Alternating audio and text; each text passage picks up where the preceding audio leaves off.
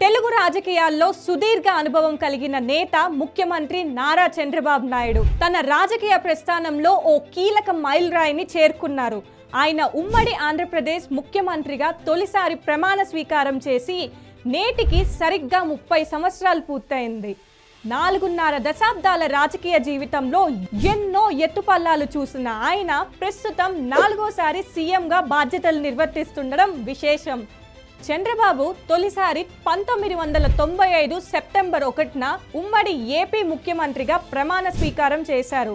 ఆ తరువాత 1999 ఎన్నికల్లో గెలిచి 2004 మే 29 వరకు సీఎంగా ఉన్నారు. రాష్ట్రం విడిపోయాక 2014లో ఏపీకి మొదటి సీఎం అయ్యారు. మళ్ళీ 2024లో గెలిచి పదవిలో కొనసాగుతున్నారు.